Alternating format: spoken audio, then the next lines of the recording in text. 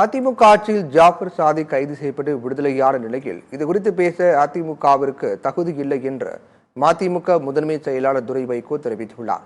விருதுநகர் மாவட்டம் சிவகாசி அருகே விஸ்வநத்தம் ஊராட்சியில் சுமார் 7 ஏக்கர் பரப்பளவில் மதிமுக சார்பாக குறுங்காடுகள் அமைக்கும் நிகழ்ச்சி நடைபெற்றது.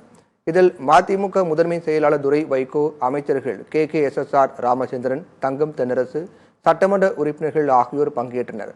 நிகழ்ச்சியை தொடர்ந்து செய்தியாளர்களை சந்தித்த துரை வைகோ, நாடாளுமன்ற தேர்தலில் மதிமுக தனி சின்னத்தில் போட்டியிடுவதாக கூறினார்.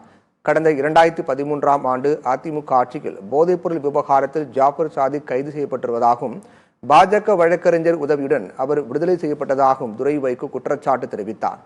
இன்னைக்கு புதிய இயக்கங்கள் கூட்டத்தில் சேர்ந்திருக்கிறார். அதே நேரத்தில் எங்களுக்கு என்னன்னா சென்ற நாடாளுமன்ற தேர்தலை பொறுத்த வரைக்கும் ஒரு லோக்சபா கொடுத்திருந்தாங்க.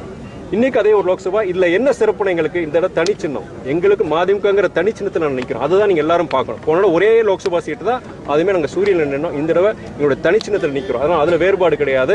நீங்க எதிர்க்கட்சி தலைவர் நீங்க அண்ணன் எடப்பாடி குற்றஞ்சாட்டு இருக்கிற ஆளுநர் பார்த்திருக்கான்னு சொல்லியிருக்காங்க. நான் உன்னே ஒரு கேள்வி கேட்கிறேன், இன்னைக்கு ஊடகத்துறை எல்லாரும் வச்சு கேட்கிறேன். நான் அதாவது 2013ஆம்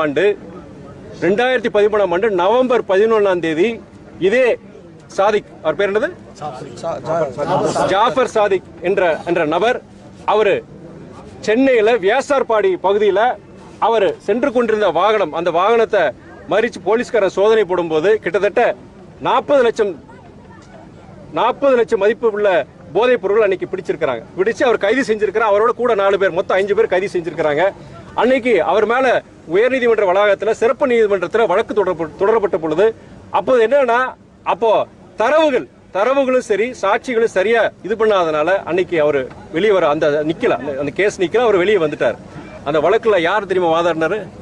ஜாஃபர் சாதிக் யார் வாதாடினது தெரியுமா உங்களுக்கு? மிஸ்டர் பால் கனகராஜ், பாஜகவுடைய வழக்கறிஞர் அணி தலைவர். அவர் ஜாஃபர் சாதிக் வாதாடினது. அதனால எதிர்கட்சிகள் அதிமுக சரி பாஜக இதை பத்தி பேசுறதுக்கு அருகதையே கிடையாது.